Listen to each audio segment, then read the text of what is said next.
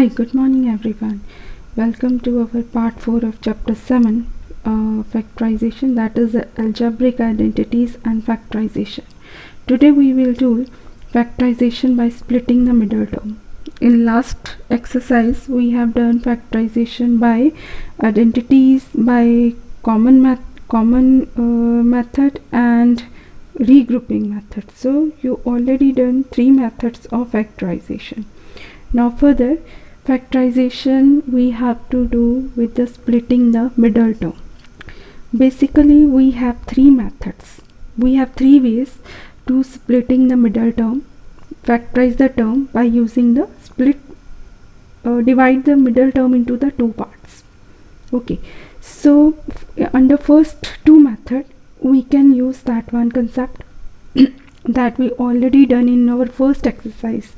These formula like x plus a x plus b is x square plus a plus b x plus ab. X plus a x minus b x square plus a minus b x minus ab. X minus a x plus b, here we use this formula x square minus a minus b x minus ab.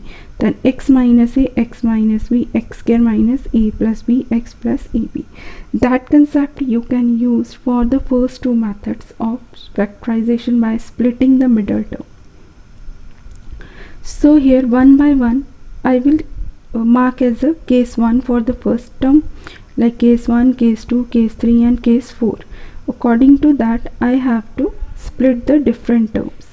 If I have x square plus bx plus c, if this type of term is there, so b means, if you compare with this formula, first one, because here is positive, here is positive, if you compare with this formula, so this b is equal to a plus b and c is represent as a into b. That means whatever term you will be add here to get the b value, same both term will be multiplied to get the c term. So that is a basic term. So we have 2 methods of this. So how we can use 2 methods? So in first method what I will do, I will just pick first and the last term, that is x square and 8. If I pick only first and last term, x square and 8, so I make a table like that, make a line like that and write the first and last term here. Okay, so I will write 3 times because different type of factors I have to find of the 8. So here this and this will be shown as multiply at the downward. First you have to write x square और 8. सबसे पहले आपने first और last term यहाँ पे लिख लेनी है. इस तरह से मैंने 3 सेट्स बना लिए फर्स्ट और लास्ट टर्म के. अब फर्स्ट टर्म का product x into x x square आ गया और 8 को मैं -1 और -8 से भी प्रेजेंट कर सकती हूँ कि 8 को अगर मैं -1 और -8 से मल्टीप्लाई करूँ तो मेरा पॉजिटिव 8 आएगा, या मैं +1 और +8 भी ले सकती हूँ. ओके, उसके बाद मैंने फिर ट्राई किया 8 को -2 और -4 भी लिया जा सकता है. 2 इंटू 4 भी मेरे पास 8 होता है, 8 के फैक्टर 2 इंटू 4 भी आते हैं, तो -2 -4. यहाँ पर जैसे आपने पहले 3 स्लॉट्स बना लिए, उसमें सब पे पहले नीचे x square 8 x square 8 x square 8 लिख लेना. ओके, उसके ऊपर शो कर देना है कि x स्क्वायर कौन सी टर्म के साथ मल्टीप्लाई करने पे आया, x इंटू एक्स -1 इंटू -8. ये आपस में ये कॉलम वाइज आपने मल्टीप्लाई देखना है. यहाँ के -1 और -8 मल्टीप्लाई होके पॉजिटिव 8 होता है. यहाँ पे -2 और -4 मल्टीप्लाई होके पॉजिटिव 8 और +2 और +4 मल्टीप्लाई करके 8. तो ये 8 के डिफरेंट 3 टाइप के फैक्टर आ गए. या वो -1 -8 हो सकता है, या वो -2 -4 हो सकता है, या वो +2 और +4 हो सकता है. फिर आपने क्या करना है, ये जो एरो के साइन बने हुए हैं क्रॉस मल्टीप्लाई करना है. मतलब ये x और ये -8 आपस में मल्टीप्लाई होके -8x इधर आ जाएगा और x इंटू -1 मल्टीप्लाई होके -x इधर आ जाएगा. फिर ये जो मैंने सर्कल की हुई है टर्म, ये आपने ऐड करना है. तो ऐड होके क्या आ गया -9x. इसी तरह से x इंटू -4 आ गया -4x, x इंटू -2 -2x. तो ये टर्म -2 और -4x ऐड होके आ गई -6x, x into 4 4x, x into 2 2x, और ये जो 2x 4x ऐड होके आ गया 6x। अब आपने देखनी है कि ये तीनों टर्म, साइन भी साथ में चेक करना है, ये तीनों टर्म और तीनों टर्म जो आपने 3 डिफरेंट स्लॉट्स बनाए थे, क्या वो मेरी इक्वेशन के साथ मैच करते हैं। ये वाला मैच नहीं करता क्योंकि 9x नहीं है यहाँ पे, ये भी मैच नहीं करता, -6x नहीं है, +6x है। तो ये वाला प्रॉपरली मैच करता है, तो मैं इस पर मार्क कर दिया। तो इसका मतलब है कि ये जो इस साइड पे आए x+2 और x+4, ये इसके फैक्टर्स आ गए, तो सीधा लिख देना है x² + 6x + 8 x+2 और x+4। अब सेकंड मेथड आपका यही मेथड जो आपका x² + bx + c था, जिसको हम ये वाली इक्वेशन के साथ कंपेयर करेंगे, x² + a + bx और a × b। मीन्स कौन सी ऐसी दो टर्म्स लेनी है जिसको ऐड करने पर b की वैल्यू जो है 6 आए और उन्हीं दोनों टर्म्स को मल्टीप्लाई करने पर c की वैल्यू 8 आए। तो 6 के आपने ऐसे फैक्टर्स आपने ढूंढने हैं कि जिनको ऐड करने पर तो आपका 6 आए और मल्टीप्लाई करने पर 8 आए। तो जब 8 के फैक्टर्स हैं 4 और 2 ही हैं, जो ऐड करने पर 6 देते हैं और मल्टीप्लाई करने पर 8 आता है। तो 6 को मैं रिप्लेस कर दूंगी 4 + 2 में और 8 को रिप्लेस कर दूंगी 4 × 2 में। अब इसको ओपन किया 4 + 2 को, हाँ जो ऑर्डर रखना है, जनरली क्या होता है कि जब इस तरह में रखते हैं तो बड़ी टर्म को पहले रखते हैं और स्मॉलेस्ट टर्म को बाद में रखते हैं। 2 + 4 भी लिख सकते हैं क्योंकि हमने कॉमन फैक्टर आगे लेना है, तो जो नियर अबाउट कॉमन हो उसी को हम आस पास रखते हैं। अब जैसे आपका 4x और 2x है +4 × t, अब पहले वाली दोनों टर्म में से x कॉमन लिया, x+4 आ गया, बाद वाली दोनों टर्म में 2 कॉमन लिया, x+4, तो मेरा जो रिक्वायर्ड आंसर आ गया x+4 और x+2। इसी तरह से आपका जो दूसरा है केस 2, अगर आपका आ जाता है x² + bx - c, तो ये आपका फॉर्मूला बन जाता है जो राइट साइड का फॉर्मूला था, x² + a - bx - ab। तो इसका मतलब क्या है कि b की वैल्यू a - b को प्रेजेंट कर रही है और ये ab की वैल्यू किसको प्रेजेंट कर रही है, c को।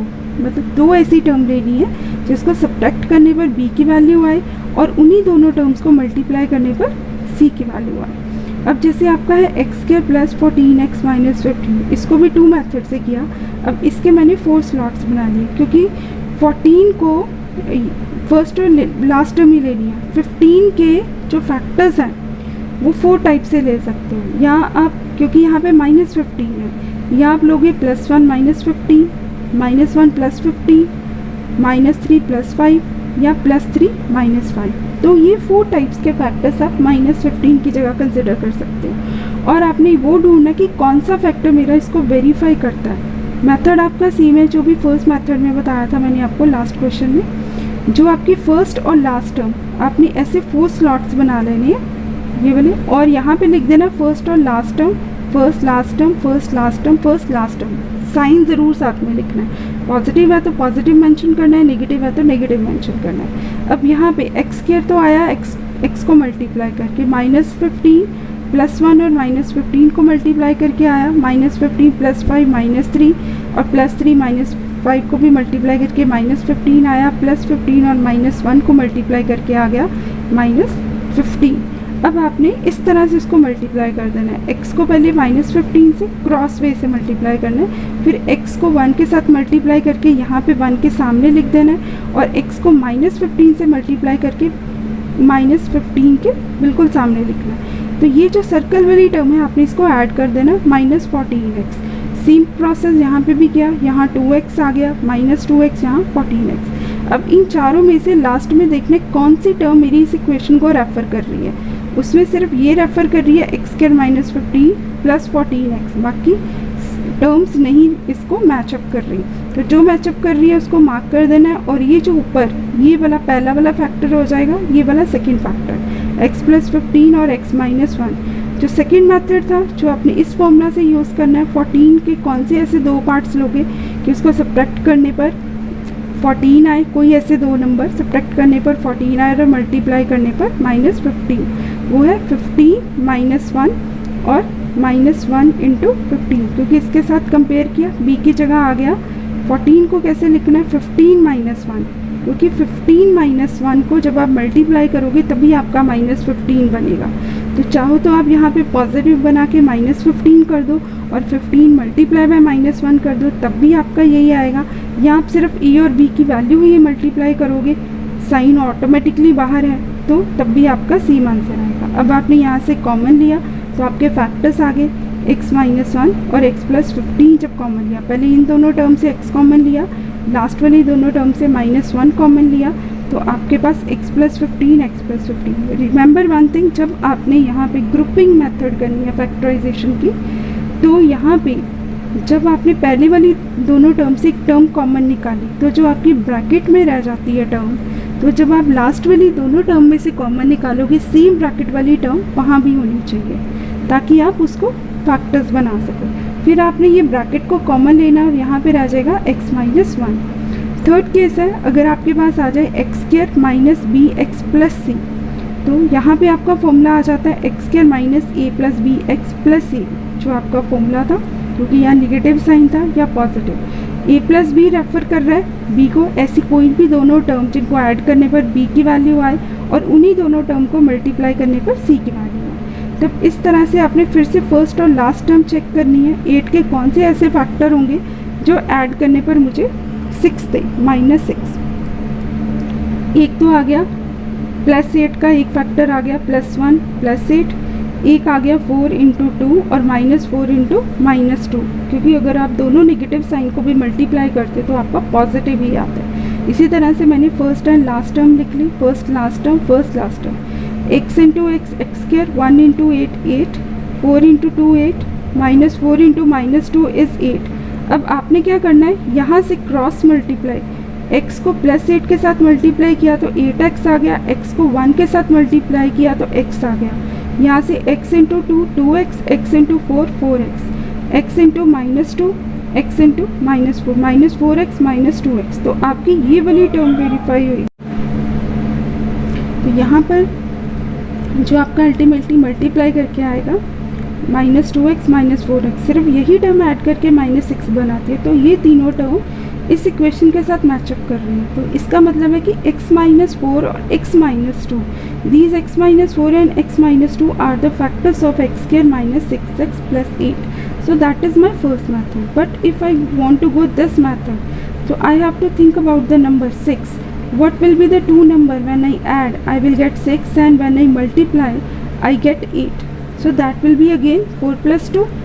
4 + 2 when you add gives you 6 and multiply gives you 8. So this way your required factor will be x-4 x-2. Similarly, your fourth case is x² - bx - c, x² - a - bx - ab, b is equal to a - b and c is equal to a - b. तो ये जो आपका concept है, आपने इसके साथ आपने matchup करना है x² - a - bx - ab। अब इसके भी फॉर टू मेथड से सेम मेथड से एक्सप्लेन किया गया। अगर यहाँ पे -5x है तो आपने फर्स्ट और लास्ट टर्म लेनी है x² -24, x² -24 के 4 टाइप्स के फैक्टर्स बनते हैं। एक तो +1 मल्टीप्लाई बाय -24 या +24 -1। अब यहाँ पे फैक्टर्स तो 24 के बहुत सारे बनते हैं, 6 4s are 24, बट हमने कुछ लेने हैं जिसमें ये ध्यान रखना है कि ये वाली टर्म, क्योंकि ये -5 है, तो -5 के अकॉर्डिंग टू मेरी जो बड़ी वाली टर्म है वो नेगेटिव होनी चाहिए और स्मॉलेस्ट टर्म पॉजिटिव होनी चाहिए। तो उसके अकॉर्डिंग टू मैं सिर्फ जो 24 और 1 वाले जो फैक्टर्स लूँगी, बड़ा वाला फैक्टर नेगेटिव का होना चाहिए और छोटा वाला फैक्टर पॉजिटिव। तो -24 1 की कैटेगरी आ गई, एक आ गया -12 +2 और -8 +3। तो मैंने यही वाले लिए -8 +3 -12 2 और -24 और 1, जो कि मल्टीप्लाई करके -24 -20 और -24 को रेफर करते हैं।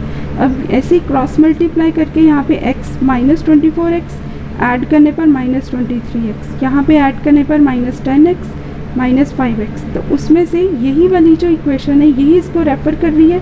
तो x + 3 और x - 8 मेरे इस इक्वेशन के फैक्टर्स होंगे। बट अगर मुझे इस वाले मेथड से करना है a - b और ab, तो 5 को मुझे कोई ऐसा नंबर सोचना पड़ेगा कि a - b करके एग्जैक्ट मेरी वैल्यू 5 आए, ऐसे दो नंबर जिनको सब्ट्रैक्ट करके 5 आए और मल्टीप्लाई करके 24, that is 8 minus 3. Okay, 8 minus 3 gives me 5 and 8 multiplied by 3 gives me 24.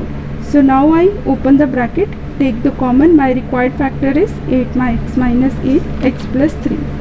अब एक लास्ट केस है कि अगर आपके पास x square plus b x plus c वाली फॉर्म ना हो, उसमें एक्स स्क्वायर के साथ कोई टर्म, न्यूमेरिक टर्म कोई मल्टीप्लाई हो रही है, तब इस टाइप के क्वेश्चन को कैसे सॉल्व करना है। तो इसके भी दो मेथड्स हैं। इसमें एक मेथड तो आपका वही आ गया जो ऑलरेडी हम लास्ट वाले में कर चुके हैं, पर ये वाला जो थर्ड मेथड है ये डिफरेंट मेथड है। और if you think that any method among these three method is easy, so you can apply in all questions that same method. It doesn't matter, you have to do with the same method. Okay, so if I have a term ax square plus bx plus c, तो I have an example, I will explain through the example. मेरे पास एक question है 2x square plus 7x plus 6। अब इसका मैंने middle term split method से करना है। पहले जितने भी आपकी इक्वेशन थी वहाँ पे 1 होता था एक्स स्क्वायर का कोएफिशिएंट, पर यहाँ पे अब एक प्रॉपर न्यूमेरिकल टर्म आ गई। तो जब यहाँ पे एक न्यूमेरिकल टर्म आती है तो उसको हम लास्ट वाली टर्म के साथ प्रोडक्ट के रूप में चेक करते हैं। ए की जगह पे 2 आ गया, बी की जगह पे 7, सी की जगह पे 6, क्योंकि इसको a x square plus b x plus c form में आ गया। और remember one thing, a should not be 0, क्योंकि अगर ए 0 हो गया तो एक्स स्क्वायर मेरा 0 हो जाएगा, तो मेरी वो रिक्वायर्ड क्वाड्रेटिक इक्वेशन नहीं रहेगी। तो बेसिकली क्वाड्रेटिक इक्वेशन की ही यहाँ पे फैक्टराइजेशन है सारी। अब मेथड 1 में किया, फिर से मैंने फर्स्ट एंड लास्ट टर्म ले ली, 2x square 6, 2x square 6, 2x square, 3 slots ले लिए, 6 के फैक्टर्स ले लिए कि प्लस 6 के फैक्टर्स क्या हो सकते हैं, 1 multiply by 6 plus 2 multiply by plus 3 and plus 3 multiply by plus 2। आप उनको इंटरचेंज भी कर सकते हो, नेगेटिव भी ले सकते हो, क्योंकि नेगेटिव हम इसलिए नहीं लेंगे क्योंकि यहाँ पे मेरा नेगेटिव नहीं है, तो मैं पॉजिटिव ही टर्म लूँगी। अब क्रॉस में आपने मल्टीप्लाई किया, 2x into 1 2x, x into 6 6x, add करके 8x, 6x 2x 8x 4x and 3x give me 7x. So if you match these three slots with the original equation, only this is correct. So you mark it this one, and that what is written here 2x plus 3 and x plus 2 is considered as factor of this equation. 2x square plus 7x plus 6 is equal to 2x plus 3x plus 2.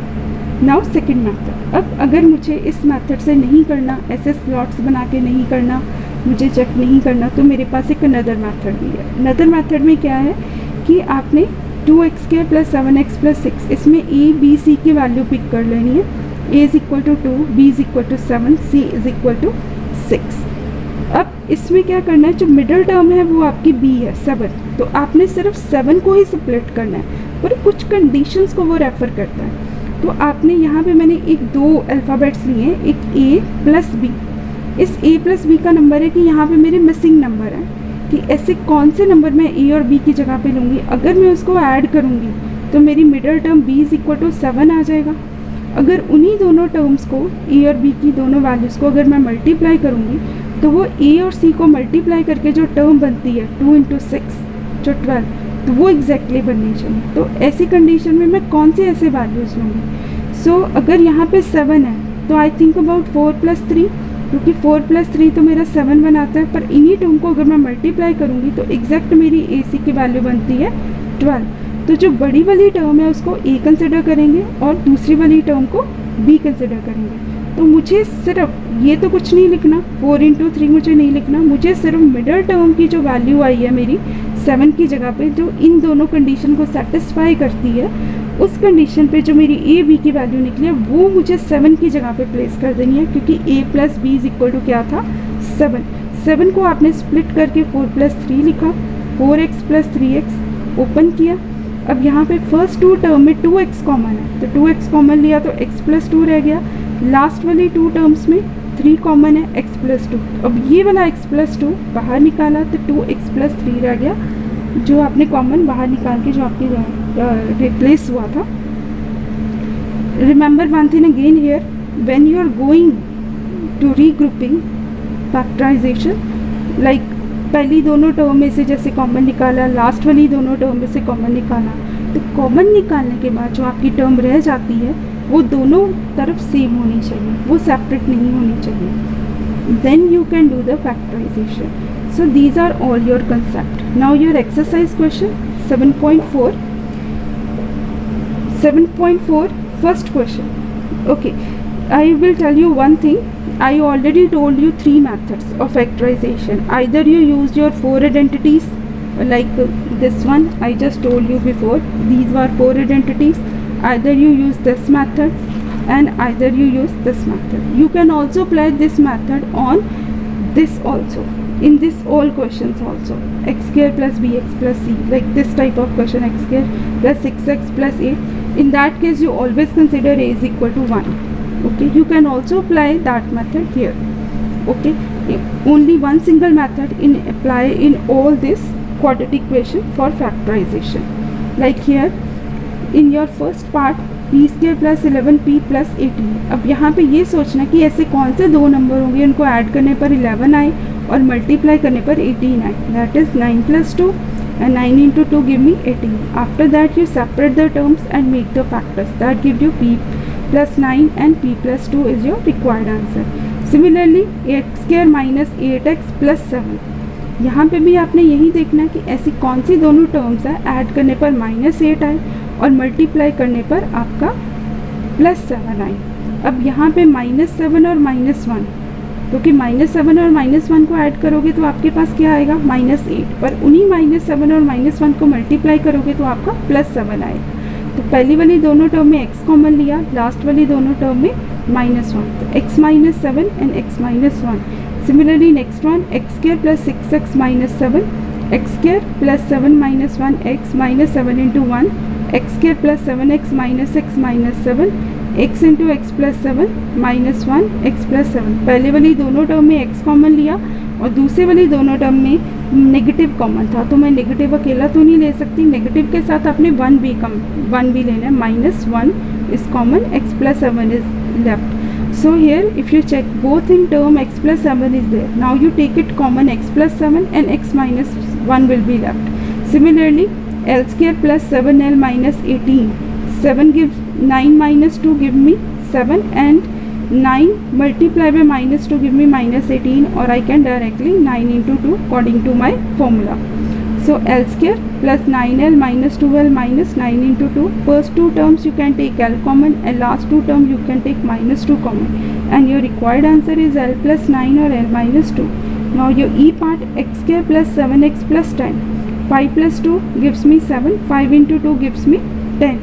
Now you open the bracket, take the common term, x plus 5, x plus 2 is your required factor. Similarly x square minus 6x plus 9. 3 plus 3 give me 6 and 3 multiply 3 give me 9. Now you open the bracket, your factors will be x minus 3, x minus 3. Next is x square plus 3x minus 10. 5 minus 2 give me 3 and 5 into 2 give me 10.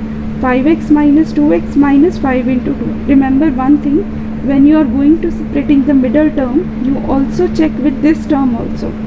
You can't blindly take as 3 because 3 can be come with any number, subtraction and addition, but that should also satisfy the constant term condition. Constant term means that is not accompanied with any variable. 5 minus 2 give me 3 and 5 into 2 gives me 10. If both conditions are satisfied, then you consider this is the splitting of the middle term. Now you open the bracket and take the factors common. Similarly q square minus 12q plus 35. Now 7 plus 5 give me 12 and 7 into 5 gives me 35. So both conditions will be satisfied. Now we can split the middle term, open the bracket and make the factors. Now question number 2. Question number 2 is related with your this one case. So here I am dealing with only this method. And if you comfortable with this method, you can also do with this method, but I am solving by this method. Here also I can directly check from that, like 7x square plus 43x plus 36. अगर आप 36 को 7 के साथ multiply करोगे या 36 को 7 में add करोगे तो आपका 43 आ जाएगा. हमने फर्स्ट और लास्ट टर्म को तो कुछ भी नहीं करना, हमने सिर्फ मिडल टर्म को इस तरह से लिखना है कि उसमें ऐसे दो नंबर की एडिशन आए जो मल्टीप्लाई करके फर्स्ट और लास्ट टर्म को मल्टीप्लाई करने पर टर्म आए, उसमें आपने ये वेरिएबल कंसिडर नहीं करना, सिर्फ न्यूमेरिकल पार्ट का मल्टीप्लाई कंसिडर करना है। तो बेटर है कि अगर इन्हीं दोनों को मैंने देखा कि 36 और 7 को ऐड करने पर ही मेरा 43 बन रहा है, तो उनको मल्टीप्लाई करने पर वही टर्म बनेगी जो 36 इंटू 7 को मल्टीप्लाई करके बनेगी। तो मैंने सिर्फ मिडिल टर्म को लिख दिया 43 को 7 प्लस 36। जनरली मैंने आपको बोला था कि बड़ी टर्म को पहले लिखते हैं और स्मॉल टर्म को बाद में लिखते हैं, पर कई बार कंडीशन ऐसी होती है कि 7 7 easily I can take common, here 36 and 36 I can easily take at common. तो कॉमन की कंडीशन में हम किसी भी ऑर्डर में लिख सकते हैं। अदरवाइज़ अगर मैं यहाँ पे 36 प्लस 7 भी लिखती तो तब भी मुझे को इंटरचेंज करके लाइक टर्म में उसको कॉमन लेना पड़ना था। 7x² plus 7x plus 36x plus 36, यहाँ से 7x कॉमन लिया फर्स्ट टू टर्म्स में, यहाँ से 36, my required factor is x plus 1, 7x plus 3। Now next is your b part. In this, on side by side I write the term also, like 6x² plus 13x plus 2. Now here you are going to split only 13, not first and last term. So how you will split the 13, what number you will get in place of 13? So I have this condition, I compare with this, a is equal to 6, b is equal to 13, c is equal to 2. I compare this equation as ax² plus bx plus c. All your questions are of same type. So यहाँ पे a की value 6 आ गई, b की 13, c is equal to 2 आ गया। अब आपने ऐसे कोई भी दो नंबर ऐसे ढूंढने हैं, उनको ऐड करने पर आपकी मिडिल टर्म जो b टर्म है वो आ जाए, दैट इज 13। आपने यहाँ पे नेगेटिव साइन भी कंपनी करना है और उन्हीं दोनों टर्म को मल्टीप्लाई करने पर a इंटू सी की वैल्यू आए 6 इंटू 2 दैट इज 12। तो यहाँ पे जब दोनों को जज किया आपने,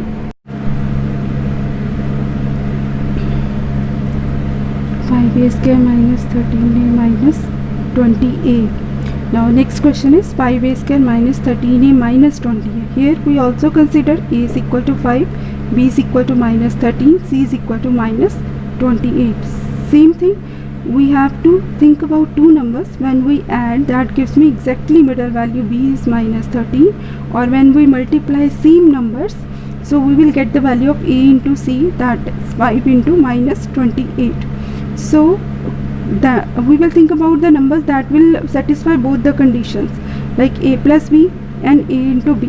So in this case, if I take a is equal to minus 20, b is equal to plus 7, minus 20 plus 7 while adding give me minus 13, but when I multiply minus 20 into 7 I get minus 140. So here minus 13 gives me minus 20 plus 7 minus 28, then 5a² minus 28 plus 7a plus minus 28. So here if you take common 5a from here and here 7, because you can write minus 28 minus 7 into 4, so you can take here 7 common and here 5a. So your required factor is a minus 4, 5a plus 7. Similarly next question, e part.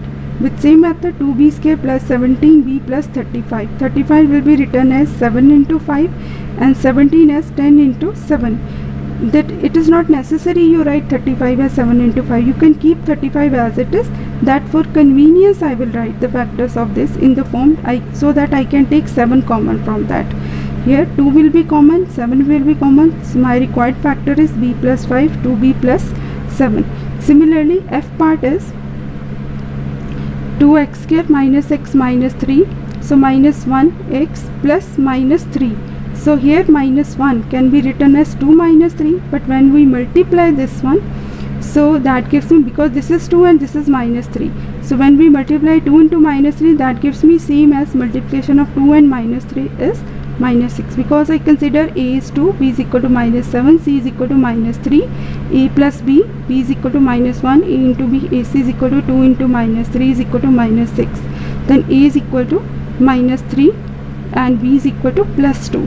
So when you subtract 2 minus 3, why I write here instead of minus 3 plus 2? Because 2 is similar to this and 3 is similar to this, that's why I write 2 minus 3.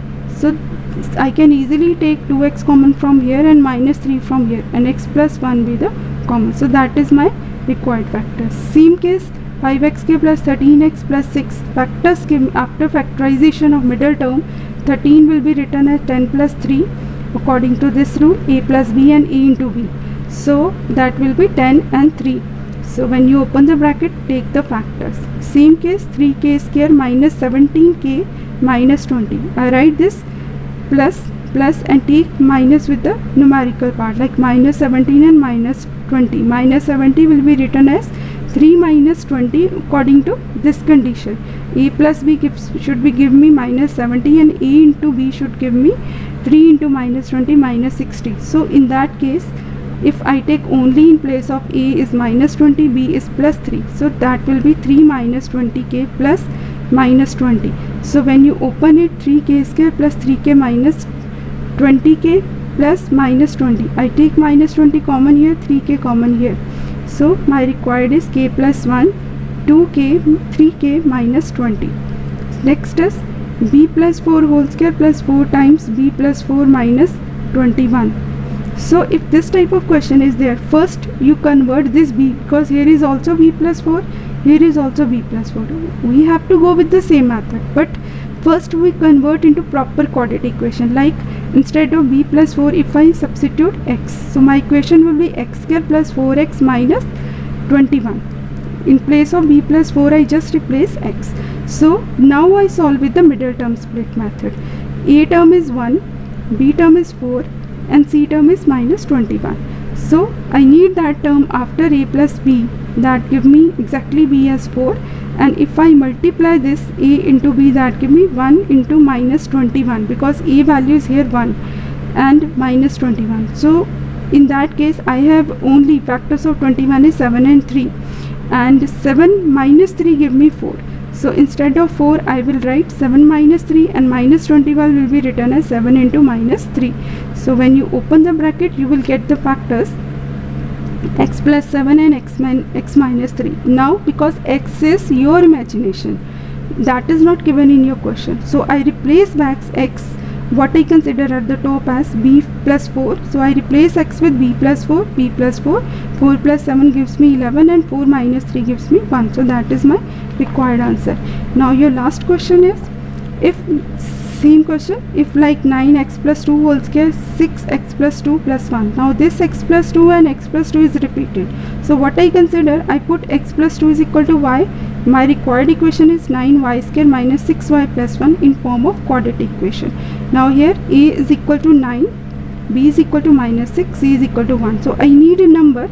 First I will write in the positive form like this, 9 pi square plus minus 6 in the bracket pi plus 1. So I need two numbers in place of a and b. When I add this one, that gives me exactly b value is minus 6.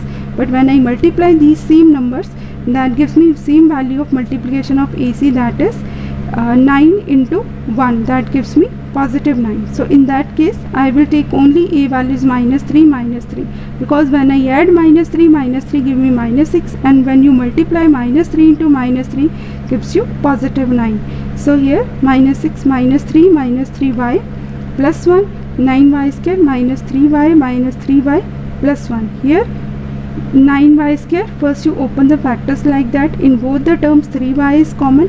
Here also minus 1 is common, and your required factor is 3y minus 1 and 3y minus 1. Now y, whatever you consider at the top, x plus 2, replace it back x plus 2, and you open the bracket. 3x plus 3 must first multiply by x, then 3 multiply by 2, 3x plus 6 minus 1, 3x plus 6 minus 1. So both will be 3x plus 5 is my required factor. Thank you. Have a nice day.